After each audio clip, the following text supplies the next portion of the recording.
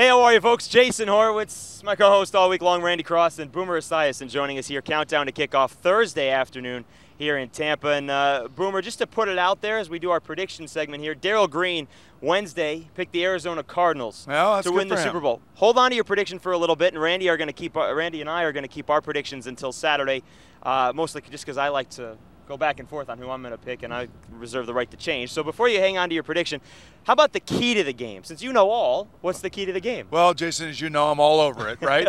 No, I will say this. For the Arizona Cardinals to win the game, they are going to have to withstand the sudden and intense pressure from, I believe, the Pittsburgh Steelers defense. You know, that's the matchup in this game that everybody will be looking at to see whether or not Kurt Warner can handle it. Early on, and I always say this about a great defense, you know, you just don't know how good they are until you get on the field with them. You can see it on film. You say, oh, we could do this, we could do that. But once you get on the field, you find out just how quickly they can get into your face. If he handles the pressure early on, I think they'll be okay. I think they'll keep the game close, and it could be an exciting finish. If early on he drops the football or is forced into a tipped interception or an interception and a defensive touchdown, it could be a really, really long game for the Arizona Cardinals. So to me, how do you withstand that initial pressure from the Pittsburgh defense? Now put it almost on the other side. If Ben makes the mistake that Jake made, that all these quarterbacks have made against this Arizona Cardinal defense to some degree, I mean, Matt Ryan didn't do anything terribly egregious, but I mean, but they fumbled the ball in the backfield and they gave up a defensive touchdown. If they make that mistake, let's say Arizona gets up 10-zip. Well, can this Pittsburgh offense, they're built fine to withstand coming back? I think that Santonio Holmes has really found a niche for himself, don't you? And when they drafted him, I know he's a little troubled receiver coming out of the Ohio State University, but he's really settled down and he's become a big player for them. Hines Ward, I don't know how he'll be. I don't know if he'll be 80 to 85%, so I don't necessarily know how effective he'll be. But if you watch the Philadelphia Eagle game, and I went back and watched the film, there were guys running wide open all over the field against the Cardinal defense. And, you know, Donovan McNabb at times, unfortunately for him, was inaccurate when he needed to be accurate the most, and that was in the fourth quarter. They'll have opportunities. I'm not worried about it from a Pittsburgh offensive standpoint. And like I said earlier, they should be able to run the ball and keep the Arizona offense off the field. To me, how do you withstand the defense and the pressure that Pittsburgh's going to bring out? Boone, let me ask you this, because down here in Tampa, and really all over the country, there seem to be a lot more people either picking Arizona to win or thinking they're going to keep it as closely as possible. Why do you think people are starting to get the feeling that Arizona can score and move the ball in this Pittsburgh defense when nobody else has all season? Well, because they've won 3 games that I didn't think they could win any of them, to be honest with you. I didn't think they were going to beat Philadelphia last week, and Philadelphia ran up and down the field on them. It was just like I said, missing wide open guys in the fourth quarter. Philadelphia would be here instead of them.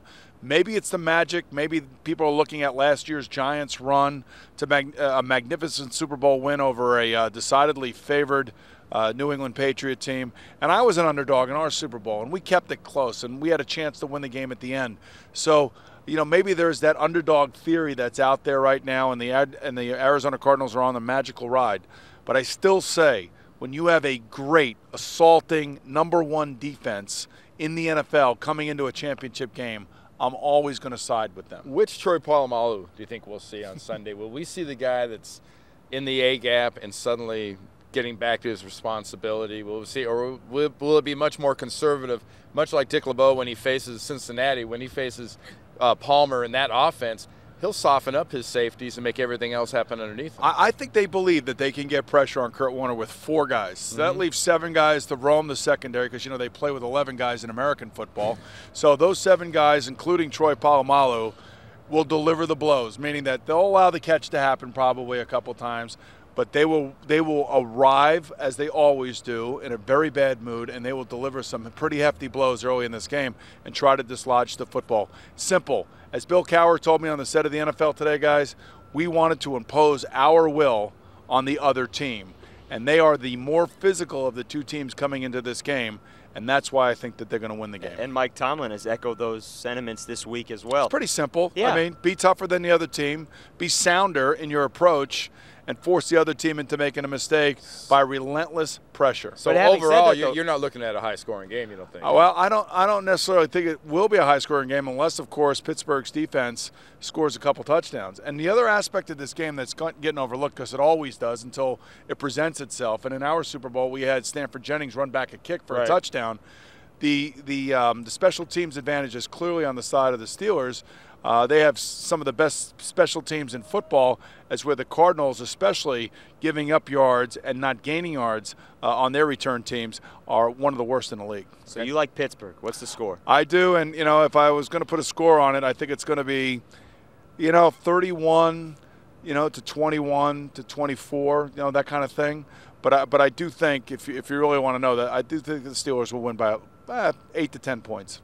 And historically, and Randy and I were discussing this earlier, Super Bowls are not that close, except when you have the New England Patriots in the last 5 years. That's right. And the Super Bowl that the two of you guys played and shared. Exactly. 20 years ago. Boomer Esiason with us here on Countdown to Kickoff. Thanks, Boom. It's great always seeing you, Randy. Thank you very much, and you're always a harsh reminder you can kiss of 20 years ago. Boom. Oh, you're a cute guy. Thanks. I appreciate That ring will be with us all week long. We'll see you all week here on Countdown to Kickoff, folks. Marv Leavitt joining us on Friday. Boom, thanks a lot. Take care, folks. My pleasure, guys.